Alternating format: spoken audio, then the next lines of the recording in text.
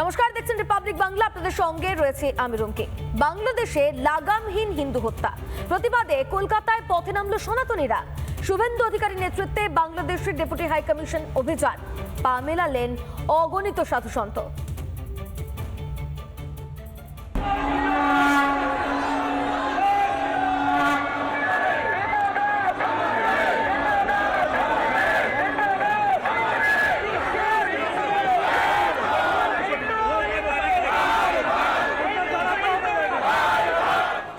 বাংলাদেশে হিন্দু নিধনের প্রতিবাদের ঢেউ আছড়ে পড়ল কলকাতায়।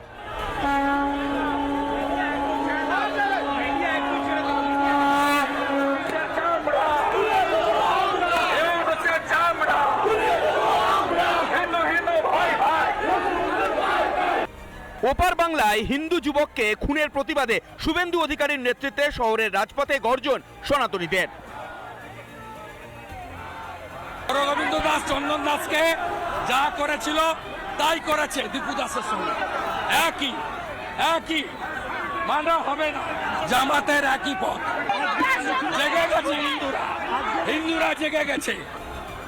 মিছিলে পা মেলালেন অগণিত সাধু সন্তরা। কারো হাতে গেরুয়া পতাকা, কারো হাতে শঙ্খ, আবার কারো হাতে দীপু দাসের বিচার চেয়ে প্ল্যাকার্ড।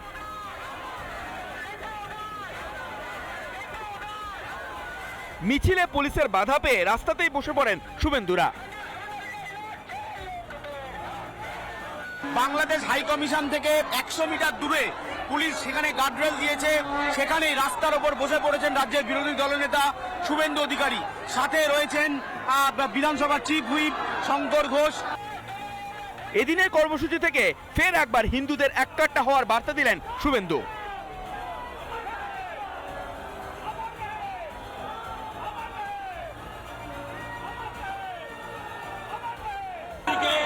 আরো বেশি করে লোক নিয়ে আসবে। আমি প্রতি সপ্তাহে যতক্ষণ না দীপু দাসের হত্যাকারীরা গ্রেপ্তার এবং শাস্তি বসতে দেব না। 1 কেজি পেঁয়াজও যেতে দেব না। 24 তারিখে প্রতীকী অবরোধ হবে সব বর্ডার, সব হিন্দুরা নামুন, সব শিকারিয়ে নামুন। গত বছর বাংলায় শমশেরগঞ্জে খুন হতে হয়েছিল হরগোবিন্দ দাস ও চন্দন দাসকে। তখনও প্রতিবাদে পথে নামেননি কোনো বুদ্ধিজীবী। ওপারে একজন হিন্দুকে নৃশংসভাবে জীবন্ত পুড়িয়ে খুন করল জেহাদিরা।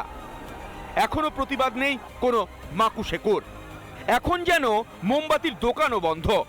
যে মুখ্যমন্ত্রী কথায় কথায় টুইট করেন, মন্তব্য করেন দীপু দাসের হত্যা নিয়ে তিনিও চুপ, জানিয়ে খোঁচা বিজেপির।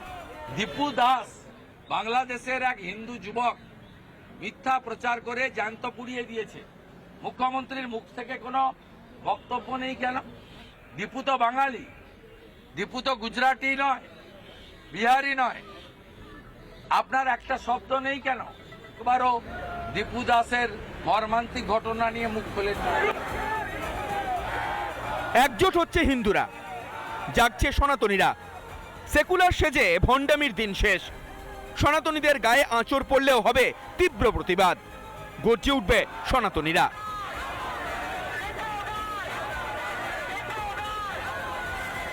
রিপাবলিক বাংলা। নানা ধরনের কন্টেন্ট দেখার জন্য লাইক করুন, শেয়ার করুন আমাদের ফেসবুক পেজ, সাবস্ক্রাইব করুন আমাদের ইউটিউব চ্যানেল। পাশাপাশি অন্যান্য ব্রেকিং নিউজের জন্য অবশ্যই চোখ রাখুন রিপাবলিক বাংলায়।